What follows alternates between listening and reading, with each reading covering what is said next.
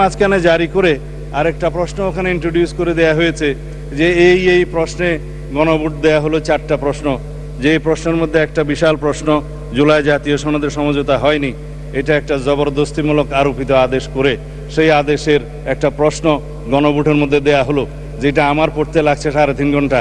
জনগণ সেটা পড়ে হ্যাঁ এবং না দিয়েছে কিনা আমি জানি না। তবে 4টা ভোট 4টা প্রশ্ন, সেই প্রশ্নের মধ্যে একটা অ্যান্সার দিতে বলা হয়েছে, আইদার হ্যাঁ অথবা না বলুন।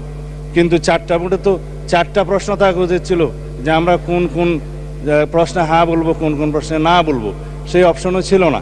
আমি সেই লম্বা বাহাসে যাচ্ছি না। তারপরও গণভোটের রায় যদি বাস্তবায়ন করতে হয়, সেই গণভোট এই আইন অনুসারে, সেই রায় অনুসারে সংবিধানে আগে সংস্কার আসতে হবে, সংবিধানের সংশোধন আসতে হবে। সংবিধানে যদি সেটা আমরা গ্রহণ করি, তারপরে সেই গণভোটের রায় বাস্তবায়নের জন্য তখন সংবিধান যদি এটা কন্টেইন করে, ধারণ করার পরে তখন যদি পরিষদের সদস্য হিসেবে শপথ নিতে হয়, সেটা তখনকার ব্যাপার হবে। সেটা আমরা let us have debate on it.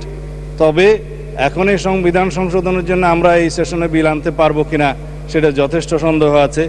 এই কারণে যে 133টা অধ্যাদেশ এখানে উত্থাপিত হয়েছে প্রথম দিনে, আজকে হয়তো মাননীয় আইনমন্ত্রী সেগুলা বিশেষ কমিটি দেওয়ার জন্য প্রস্তাব করতে পারেন। তারপরে সেটা স্ক্রুটিনি হবে, রিপোর্ট পেশ হবে, সময় আছে 30 দিন। এটা কোনো কার্য দিবস নয়, পঞ্জিকা দিবস। 30 দিনের মধ্যে এই অধ্যাদেশগুলো সম্পর্কে আমাদেরকে ফয়সালা করতে হবে। এখন সেই অধ্যাদেশগুলো ফয়সালা করতে যেয়ে 15 দিন এখন লম্বা ছুটিতে, 29 তারিখের আগে আপনি আর সেশন করতে পারছেন না আজকের পরে। তখন এগুলো করতে করতে এই সেশন চলে যাবে। তারপরের সেশনে আপনার বাজেট অধিবেশন। বাজেট অধিবেশনের সময় যদি আপনারা অ্যালাউ করেন যে সংবিধান সংশোধনের বিষয়ে এই হাউস সিদ্ধান্ত নেয়, কার্য উপদেষ্টা কমিটিতে যদি সিদ্ধান্ত হয়, তখন বাজেটের এই সেশনের মধ্যেও সংবিধান সংশোধনের জন্য কমিটি করে তারা এই জুলাই জাতীয় সনদকে সেখানে ধারণ করে সংবিধান সংশোধনের জন্য বিল উত্থাপন করতে পারে। সেই বিলটা তারপর আলোচনা হবে, পাশ হবে, সেটা তখন সেই সেশনে করা যাবে কিনা আপনারা সিদ্ধান্ত নেবেন। আমি পজিটিভলি যাচ্ছি, আমি কোনো কিছু অস্বীকার করছি না। জনরায়কে সম্মান দিতে হবে, কিন্তু সেটা সাংবিধানিকভাবে দিতে হবে, আইনগতভাবে দিতে হবে। এখানে ইমোশনের কোনো জায়গা নেই। রাষ্ট্র ইমোশন দিয়ে চলে না, রাষ্ট্র চলে সংবিধান দিয়ে, আইন দিয়ে, কানুন দিয়ে। তা আমরা সেভাবে যাই।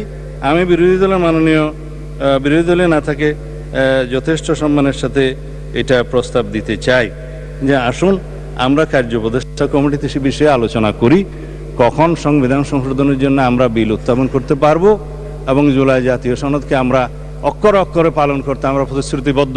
আমরা জাতির কাছে অঙ্গীকার করেছি যে জুলাই জাতীয় সনদ ঐতিহাসিকভাবে যেভাবে স্বাক্ষরিত হয়েছে, রাজনৈতিক সমঝোতার দলিল হিসেবে তার প্রতিটি শব্দকে আমরা সম্মান করি। কিন্তু জুলাই জাতীয় সনদের বাইরে আরোপিত কোনো আদেশ দিয়ে, কোনো অবৈধ আদেশ দিয়ে সেটা কোনো সংবিধান সংশোধন করা যায় কিনা, সেটা একটা বিশাল আইনি প্রশ্ন, সাংবিধানিক প্রশ্ন। সেটাও আমরা ডিবেট করি, আলোচনা করি, আমরা কার্য উপদেষ্টা কমিটিতে আলোচনা করি এবং সংবিধান সংশোধনের জন্য আমরা বিল উত্থাপন করি। সেই বিল আমরা সমঝোতার ভিত্তিতে এই মহান হাউসে গ্রহণ করি। তারপরে এই সংবিধান অনুসারে রাষ্ট্র পরিচালিত হবে এবং ইনশাআল্লাহ আমরা সংবিধান মেনেই এই পর্যন্ত এসেছি এবং সংবিধান মেনে চলবো। সামনের দিনগুলোতে আমরা সাংবিধানিকভাবে এই রাষ্ট্রকে এগিয়ে নিয়ে যাব। ধন্যবাদ মাননীয়